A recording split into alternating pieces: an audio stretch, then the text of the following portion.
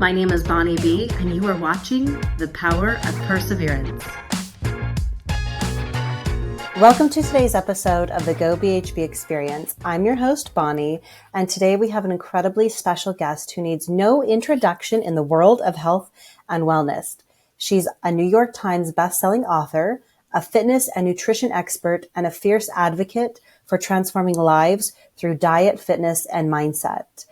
Her groundbreaking work has empowered millions to take control of their health, and her straightforward, science-backed approach to nutrition has made her a trusted voice in the industry. So please welcome to the show, JJ Virgin. Thank you for being here. I'm glad to be here.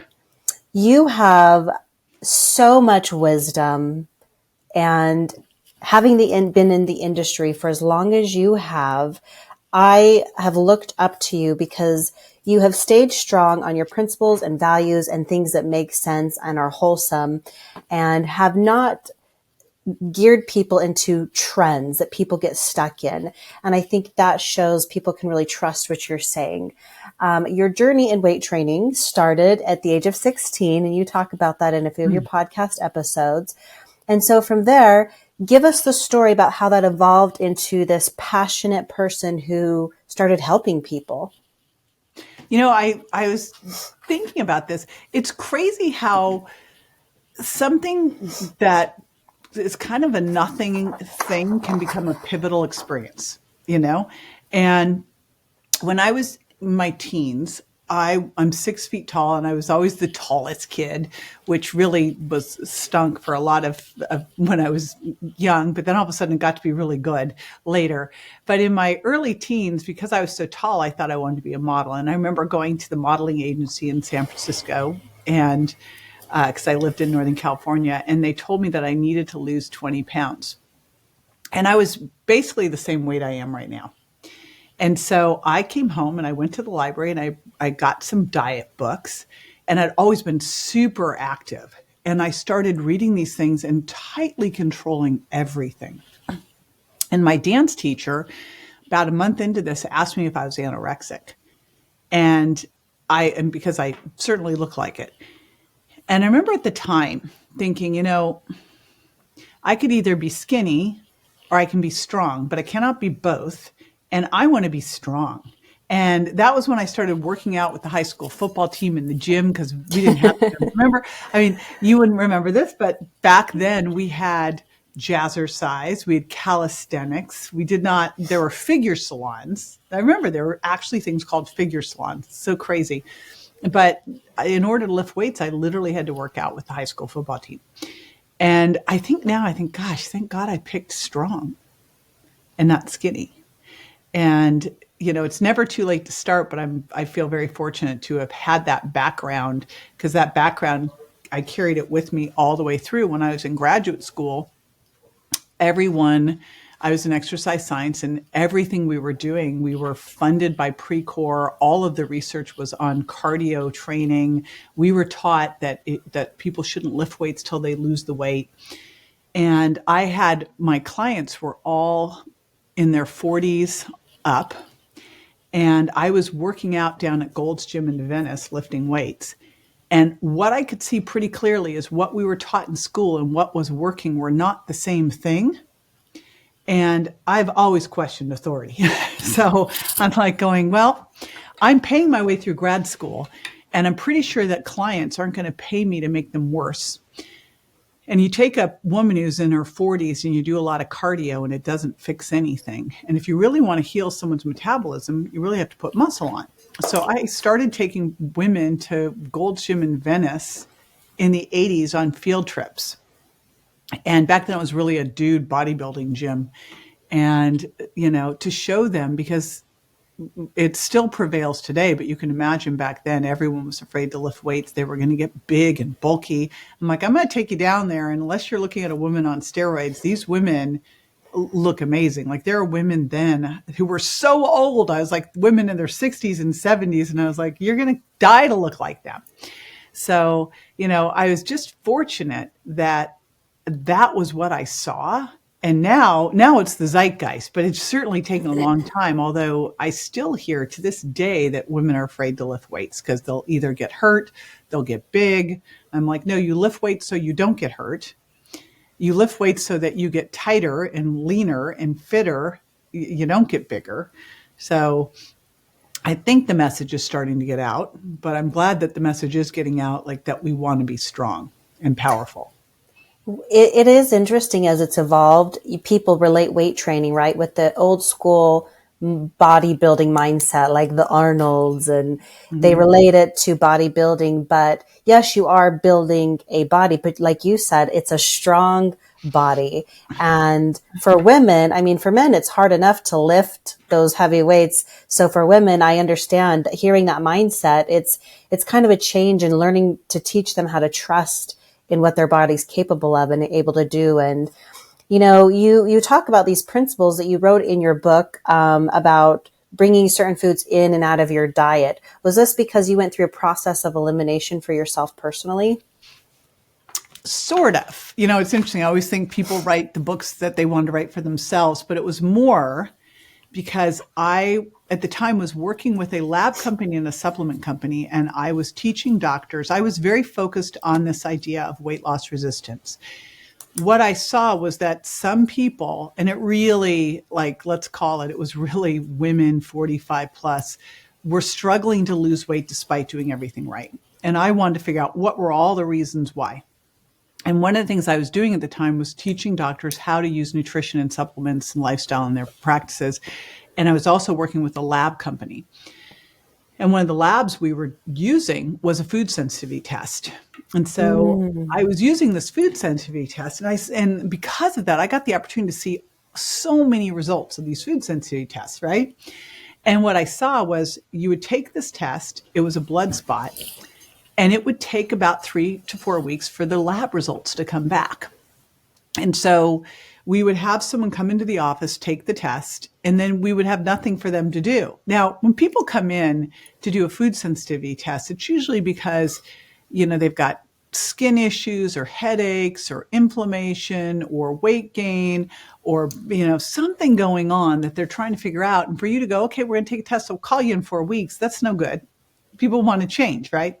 Yeah. And so what I started to look at was I saw patterns. And what I realized was that the same foods kept showing up. And, in the nutrition world, we've used elimination diets for decades. And what was weird is I started to look at the foods that were showing up in the food sensitivity test and kind of coordinate it with the elimination diet was they weren't the same. And I thought, we're complicating this. And I like to simplify things.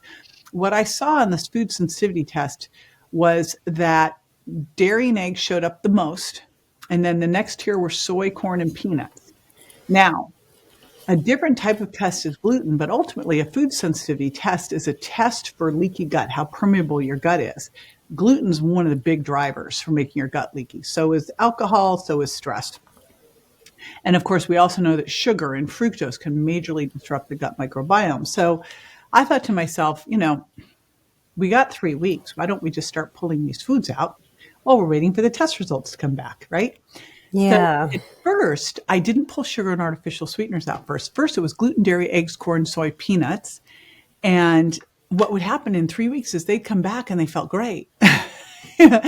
And then we'd go through their test results.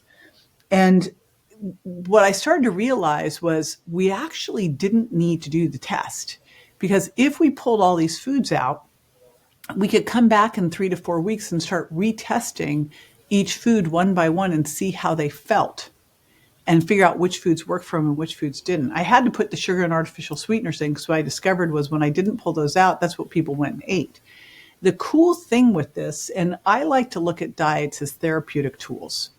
Whatever it is, whether it's carnivore, keto, vegan, they're therapeutic tools. If I had someone who had cancer, I'd put them on a keto diet. If I have someone who's got major gut issues, I might do carnivore for a time period to let everything relax. So I've got different tools that I could use, but an elimination diet done like this as a way to really test for leaky gut, which, who doesn't have at this point, and then a way for you to really identify if a food works for you or not, and then to test for food sensitivity.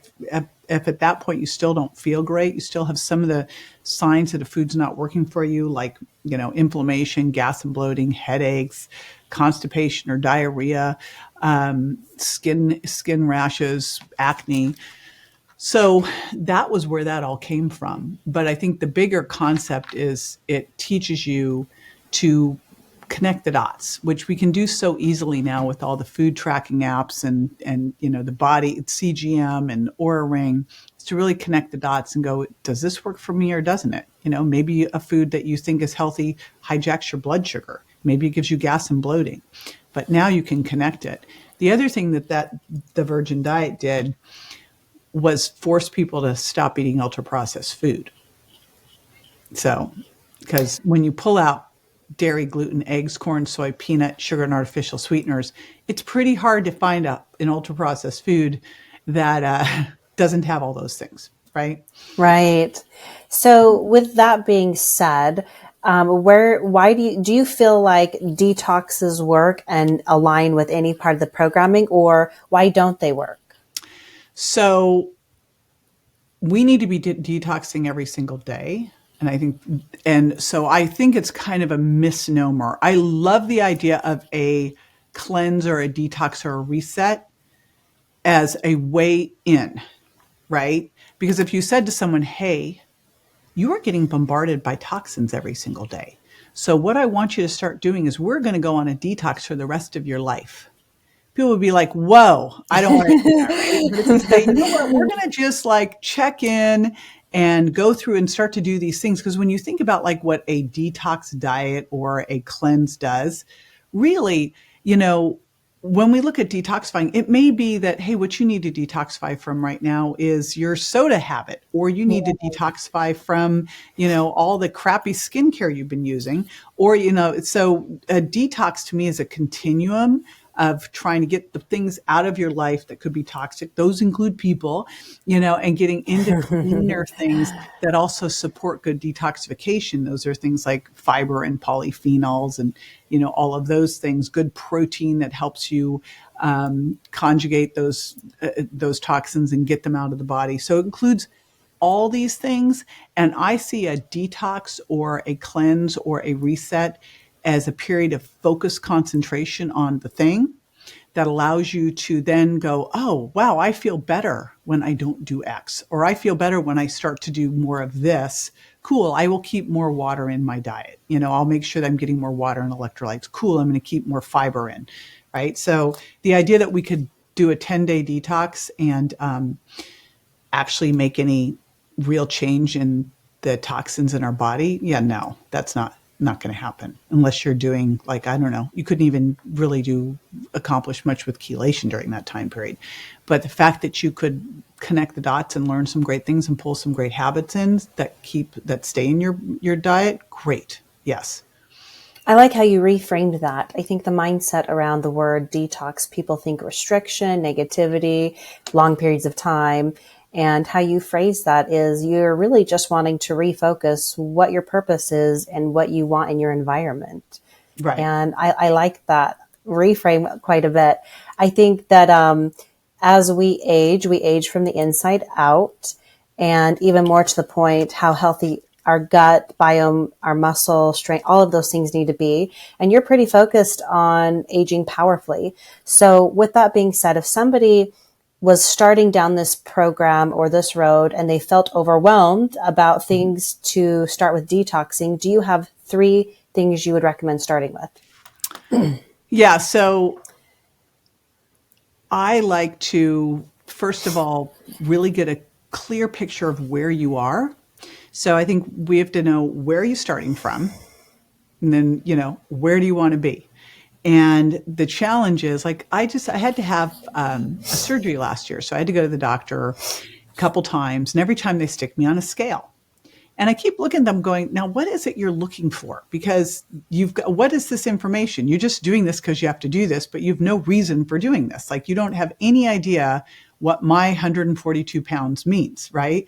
And so the very first thing that I think we need to do is get a clear starting point. And one of the important starting points is, what is your body composition? How much of your body is fat mass? Where is that fat mass? Is it subcutaneous, where you can pinch it, which you might not like, but it's not going to kill you? Is it visceral around your, midsection, where it's more problematic? Or is it in your muscles, which is also problematic? What's going on with your skeletal muscle? How is that? How's your bone mineral density? So I think we should be doing a DEXA scan like once or twice a year, and then we should have a bioimpedance scale at home that we're stepping on every day, that just tracking. You goes to an app in your phone and you track the trends, right? To make sure that you're improving, that you're holding on to or building muscle, dropping fat. So that's the first part. And then an overall, how am I doing? Like, in my metabolic health markers, what's my waist circumference? How does that relate to my height and my hips? What's my blood pressure? And then basic things like fasting insulin and vitamin D and triglycerides and all of that. So I always like to start there because, a lot of times, I've been doing this for 40 years, people go, I did all that, nothing happened. I'm like, well, what are you monitoring? Because if you're actually looking at, let's say you're using a body fat scale or a regular scale, and you haven't checked any of your metrics or anything else, you're just using a scale and that's it. And you start adding more protein into your diet, which is one of the key things I have people do. You start adding in some resistance training into your program. Maybe you start sleeping better.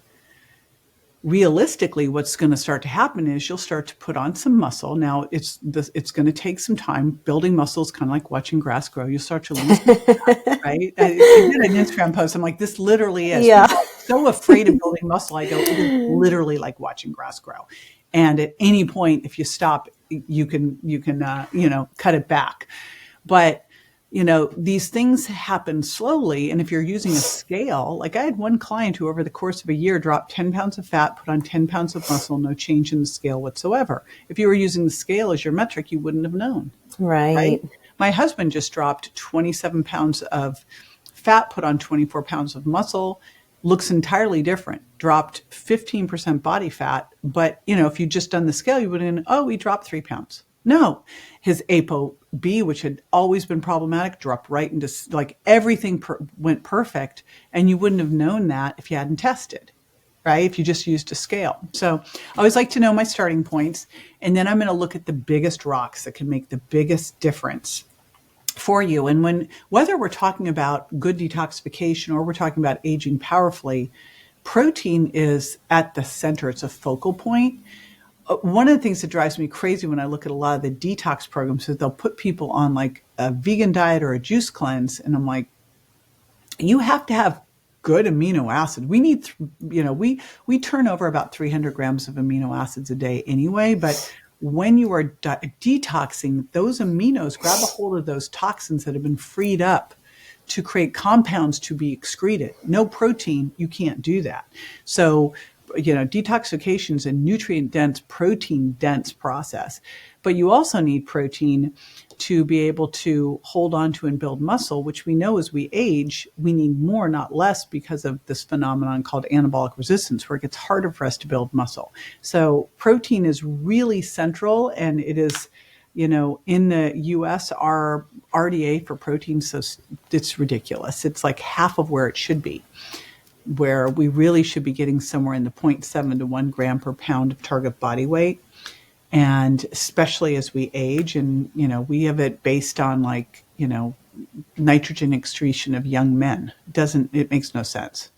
The research around women is definitely evolving. I was recently at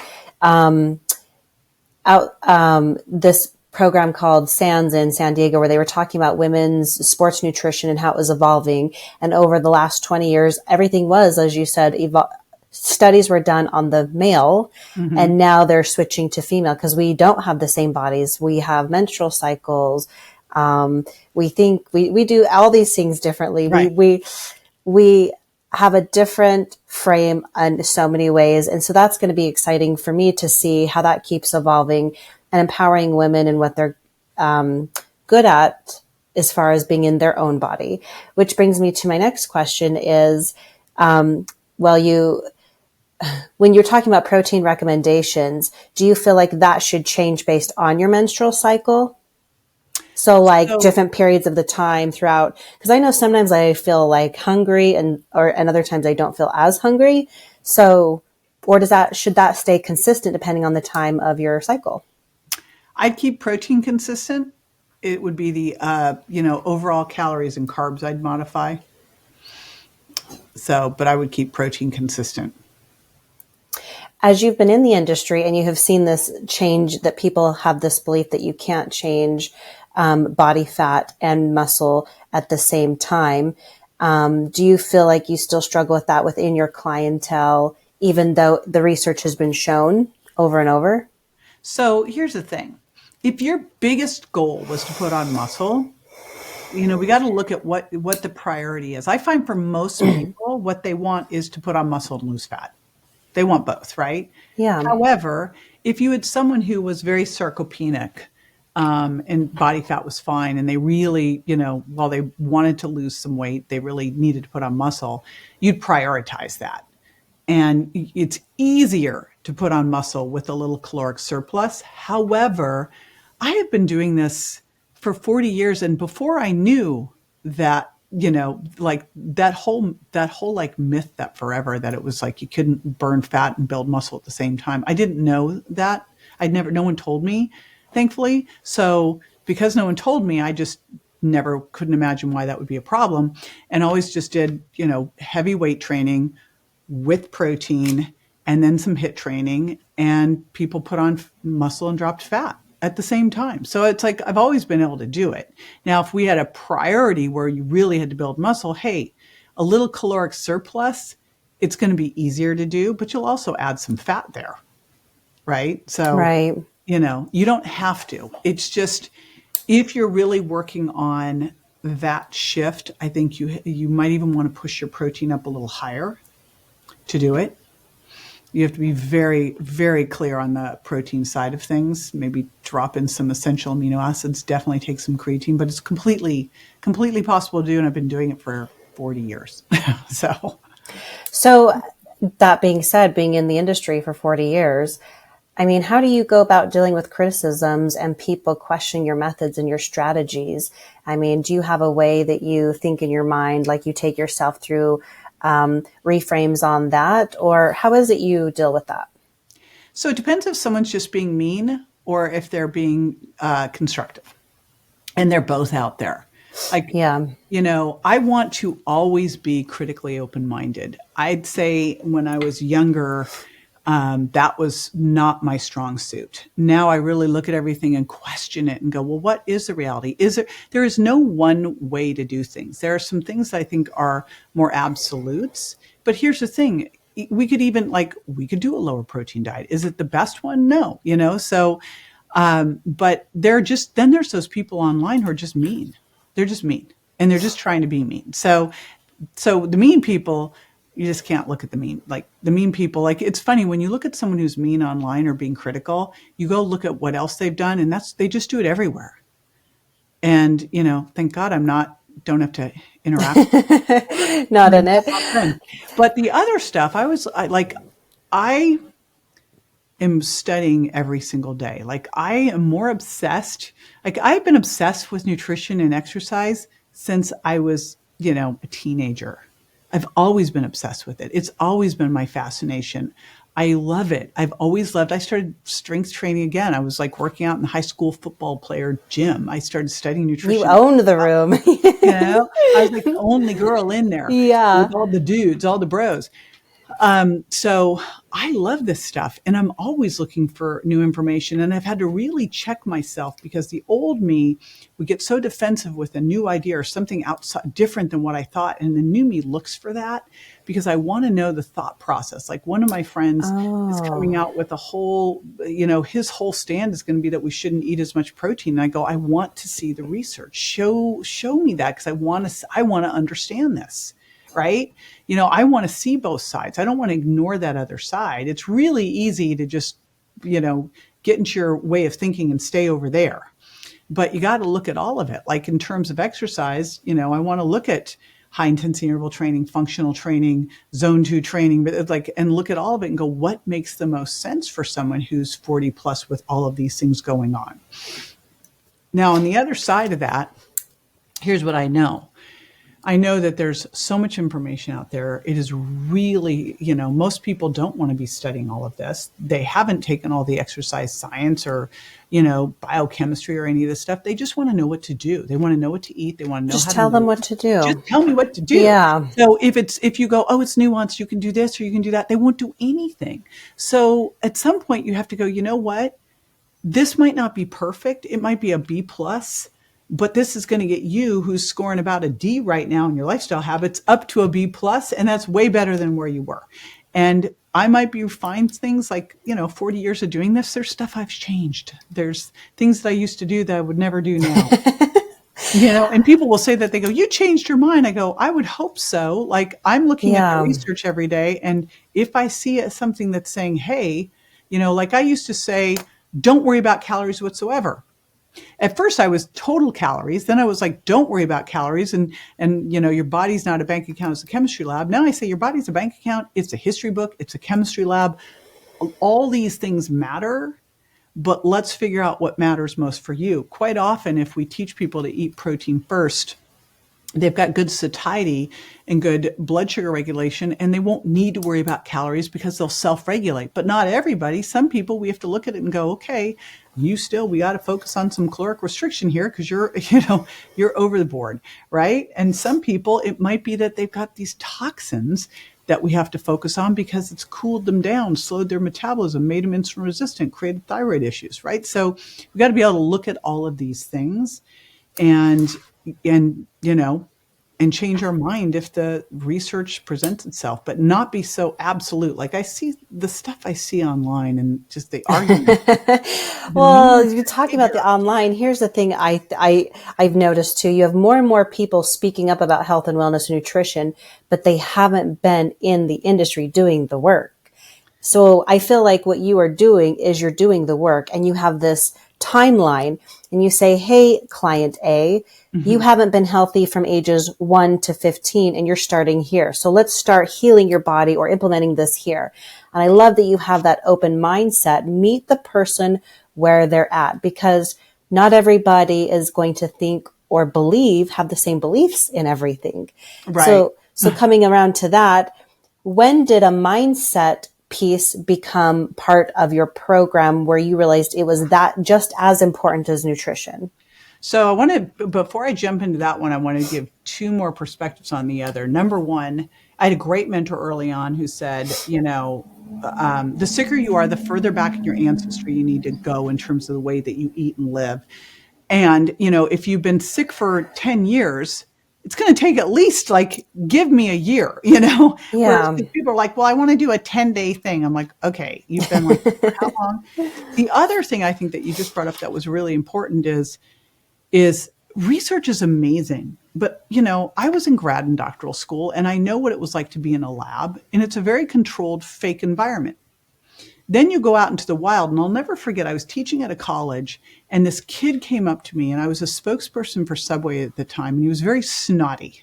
And he said, I would never be a spokesperson for Subway. You're not helping anybody by doing that. And I go, really? Because in the real world, people go to Subway and McDonald's.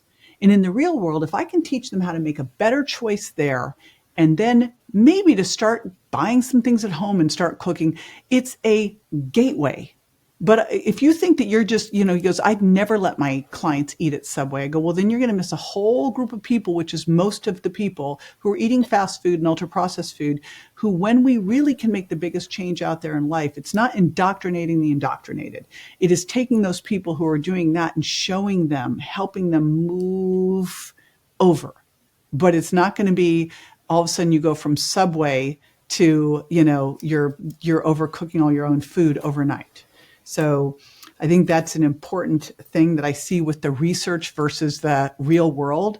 You need both. I don't know why there's this battle in between. I'm like, we need people in the real world taking the research and then showing people, because I would take the research and go, this doesn't work. What you're saying in the lab, I'm using right here and it doesn't work. Or you can't get a human outside of a lab to do it. and it might be great for a lab rat, but it's not going to work for a human. It was funny when I went and I was selling the book that is called Warrior Mom that started as Miracle Mindset. And my agent was out selling this book, and the publishers were like, well, you're a diet person. You're not a mindset person. And I go, read my books. I go, every single book that I write, the very first part of it is the mindset piece of it. Everything that I've done from in my 20s has always started with the mindset piece, because if someone can't see themselves as a healthier person, if they can't see themselves as that healthier, fitter person, if they don't believe that they're worthy of being that, nothing I do will ever matter. And it was really clear early on. Like before I knew that, I remember I'd work with people, we'd make this progress. And it was like working with someone who had a rubber band attached to them, and they'd stretch so far and they'd get so much better. And then boom, snap, they go right back to where they were. And I was like, what happened? Right. Yeah. And I realized that if you don't help them change, Dr. Joe Dispenza calls it breaking the habit of being yourself. Yeah. If you cannot make that shift into this new person with this different vibration, all we're going to do is, and it is why 95% of these diets fail. Why? Because they haven't made that leap into this new person who's a healthy person, a fit person, a lean person, who this is their identity and what they do. And so they go back. So was that mindset piece conscious for you early on in your fitness journey? Because for me, like it just, for an example was, all right, I would do all the things, I'd feel really good, and a little bit of a snapback. And I didn't realize how important I needed to pivot that into specific mindset practices to change, like you said. Do I see myself as this new person? Mm-hmm. Am I worthy of the body and all the things that I want? So when you started lifting weights at 16, were you consciously like, this is a mindset piece too? Oh God, no. I don't know. Zero. No. I guess to reframe the question from before, right? Because I mean, what I'm seeing in the trend in the industry, from my perspective, is people that have been in the fitness, like I interviewed a fitness pro, and some of these trainers that have been in the industry now all of a sudden are incorporating the mindset piece with their nutrition. And for me, it's like, man, they go hand in hand. Yeah, like it's not an incorporated. Well, here's what happened for me, and I just feel so fortunate about this. I had a mentor at 30, and I actually moved in with this woman and lived with her for 6 months, and she was going to teach me how to be more successful in business. And so I was at USC at the time in a doctoral program in exercise science, nutrition, and aging, and I decided that I was going to do this with her. So I drop out of my PhD program. I drive from California to Florida, move in with her, and she's teaching me. Now, okay, so I've done all that, and I sold my personal training business in LA. And I move in, and I'm ready to go. And she puts this rubber band on my wrist. And she said, all right, anytime you have a negative or limiting belief thought, snap that rubber band. And I'm sitting there going, I just drove from California to Florida and sold all my stuff and, sold my business, dropped out of a PhD program, and I'm wearing a rubber band. And I'm thinking, why? I am too impulsive. This was stupid. I was and I couldn't believe it. And I was like, I thought you were going to teach me how to be successful in business. Like, that's why I'm here. And she goes, I am. But we have to work on your mindset first. And I'm like, okay. And literally, this woman taught me mindset. She was a top mindset trainer. I didn't know any of this. And she just downloaded into me, so much so that when I wrote that book, Miracle Mindset, and people were like, where did you learn all this stuff? I go, I don't know. It's just in me, And then one day I was doing an interview, and I'm like, oh my gosh, this is all from her. It just became so much who I was and how I saw the world that I didn't even remember who I was before. Because I came in, I went into her environment, I got fully indoctrinated just in thoughts create, you'll you'll see it when you believe it. Like she had me listening to Wayne Dyer and reading Think and Grow Rich, and just, I was just surrounded. So then everything I do, like everything, I don't know how to work with someone without the mindset piece being the critical piece. It is the piece. The rest of it's just strategies. We have so many strategies out there. Like we're no shortage of strategies. If that's all we needed, we'd have an amazing, everyone in the world would be rich, thin, right? Successful. But look at what's going on. So we don't have a strategy problem. We never have. It's a mindset problem. I would agree with that. The more I have dived into how the neuroscience of all of this works, I have fallen in love with my brain and the emotions, truly the emotions that come up. And where before, if food for me was an emotion or I had a habit of eating because I was feeling something, I started to go into, where does this come from and how does this happen in this pattern? Mm-hmm. And for some, it might be too much work, but it's like the discovery of what's inside of you. Like you said, you just have these things. And when you take a pause and kind of go down that discovery, there's so much there. Yeah. Have you done any Joe Dispenza work? Through his podcasts and the YouTubes and, the meditation, but not in person. And I've read the book, Changing the Habit of Being Yourself. And what's interesting is the event I met you at, the biohacking event where he gave, I'm just getting goosebumps right now, where he gave his talk. He puts, quote unquote, the woo woo with the science. Right.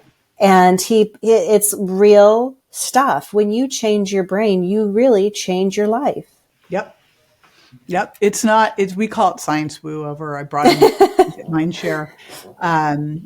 And, I knew all of our doctors are what I call the science woo, understanding that if you don't bring this piece in, you can't help someone heal if they don't believe they can heal. Yeah. You cannot, they'll snap right back. They're a rubber band.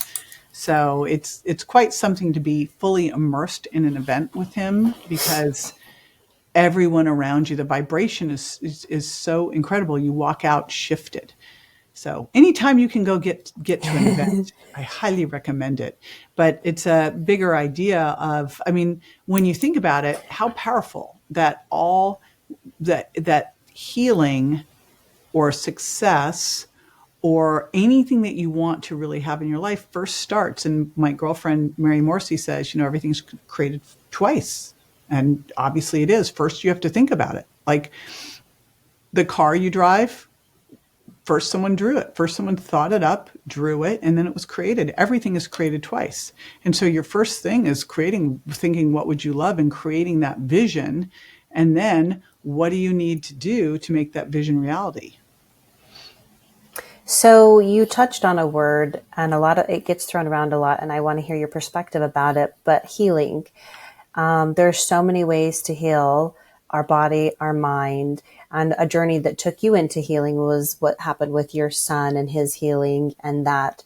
What would you say would be a good way for somebody to start down that journey when they don't really even know what that could look like until something happens to them that makes them think about life?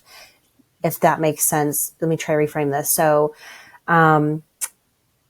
somebody wants to lose weight, they go on a diet. Somebody wants to think more positive thoughts. Maybe there's a fear of like where to start with resources. So are you saying in a mindset change to heal your brain and to start all these things, you would start with like tapes or an action? Or where could somebody start just to start healing themselves? First of all, you have to find what works for you. And you have to be ready for it. It's interesting. I've always done these things, starting really from that age 30 when I had that amazing mentor who turned me on to all of these different ways that we could grow.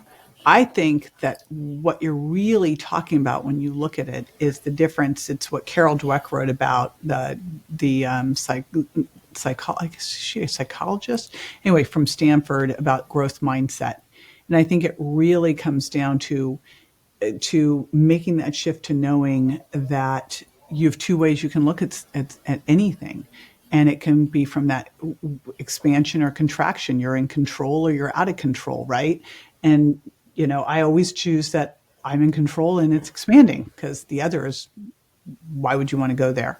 And so what do you need to do in order to really step into that? It might be that you're someone who needs to really believe in the science. So you need to start studying some neuroscience on the neuroscience of a positive mindset and growth and all that. It might be better for you to do meditation. It might be, so whatever it is. I think Joe Dispenza is a great place to start, because he covers all of it, in that he'll give you the science side of it. So for the naysayer, person who's like, oh, that's just woo, he's going to go through all the science and show you how it's not woo. And boy, there's so much science out there now on everything from meditation to positive psychology, etc.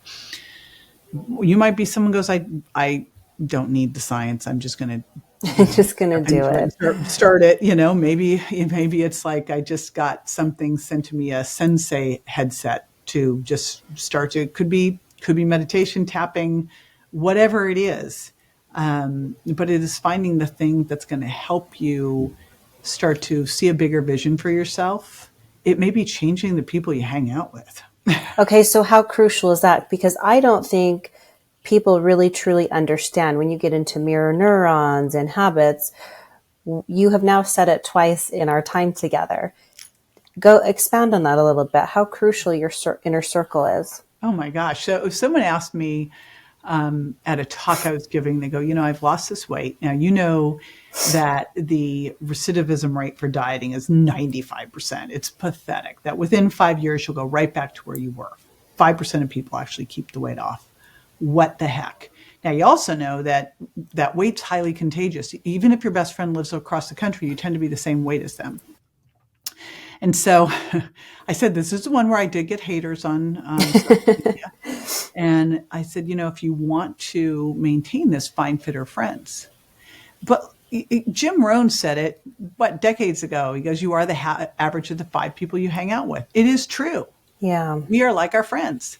And so, I don't have friends that are going to come over, get super high, eat a ton of pizza, and lie on the couch. This is not going to happen.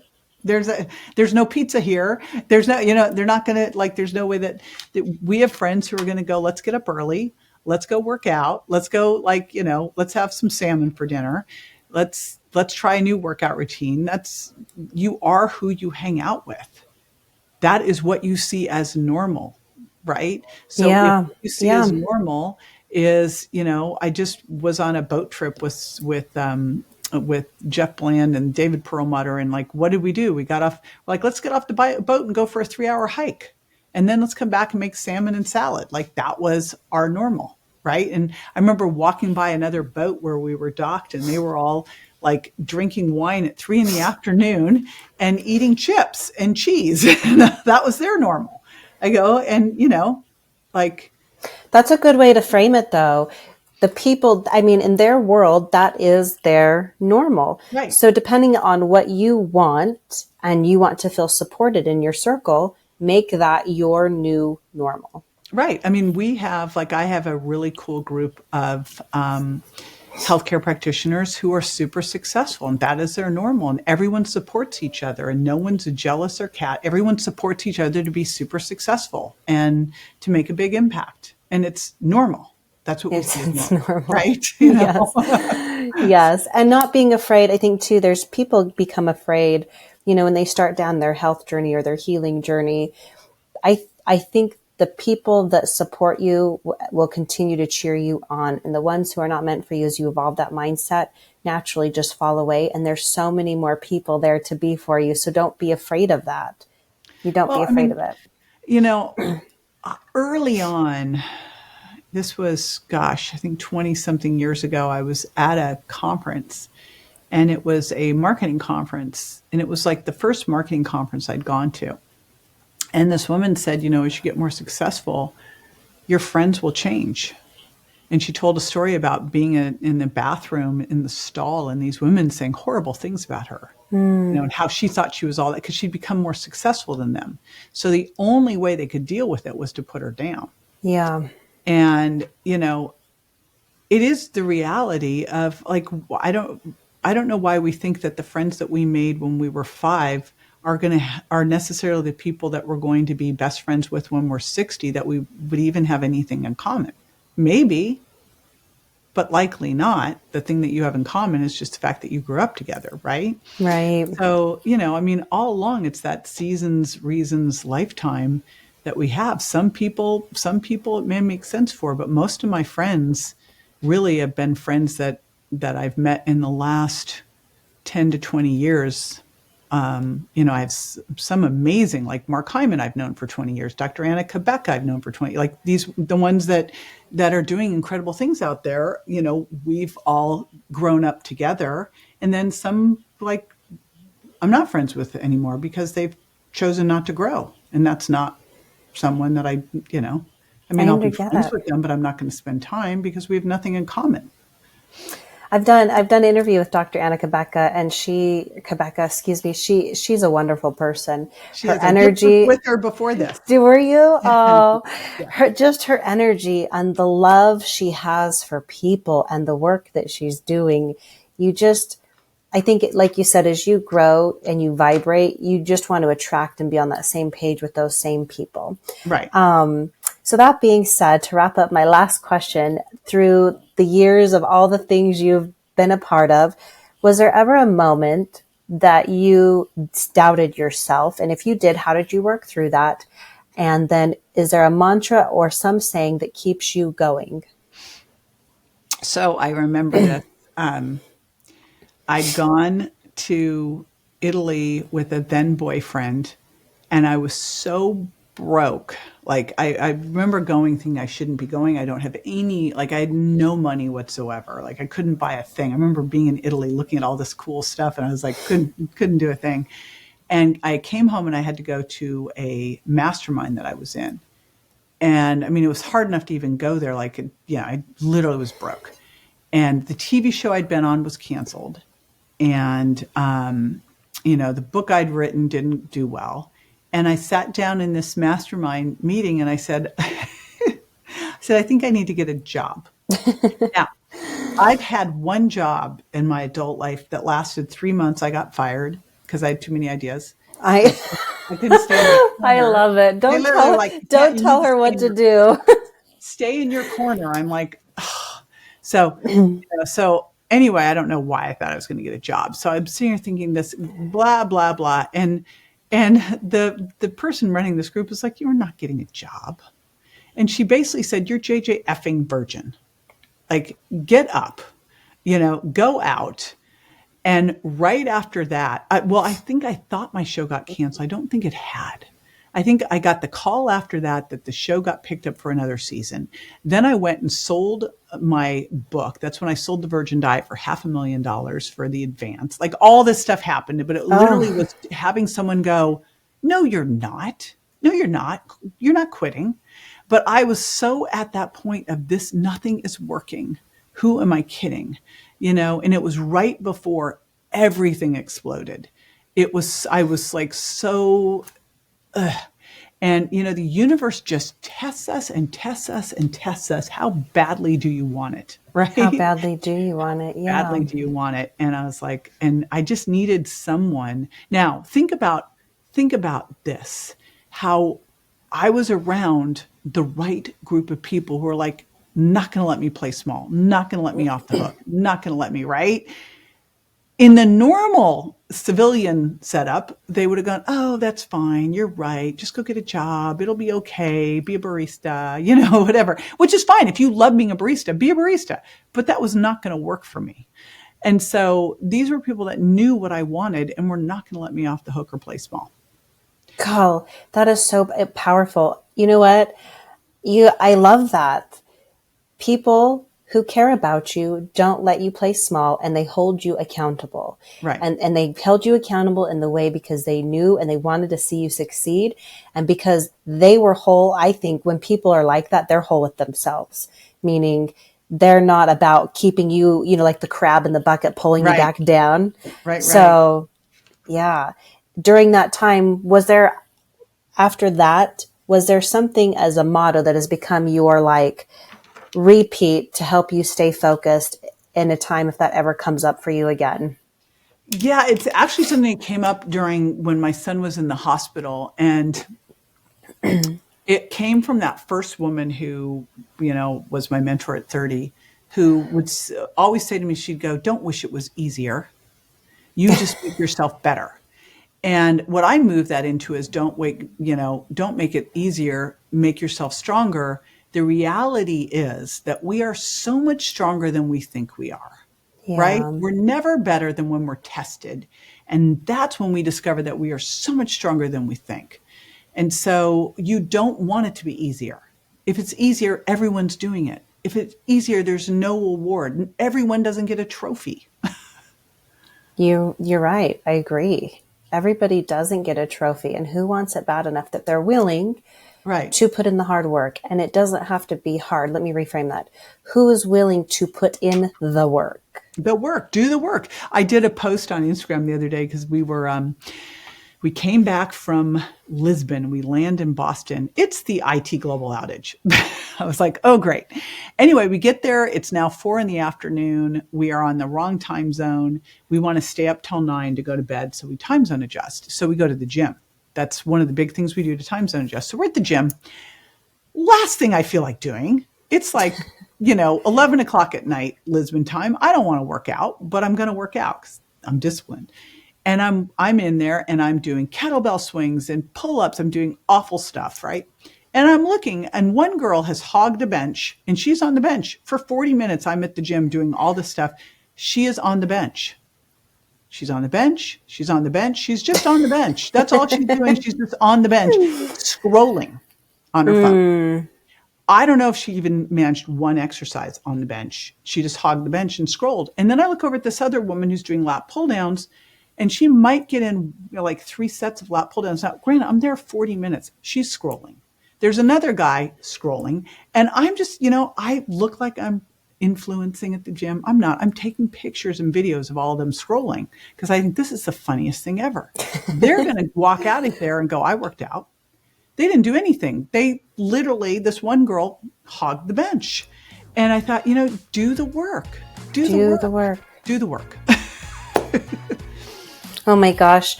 You are an absolute pleasure, and it has been an honor to have you. Thank you so much. Well, thank you. Thank you for listening to today's episode. If you like what you heard, please share it and help us keep the conversation going.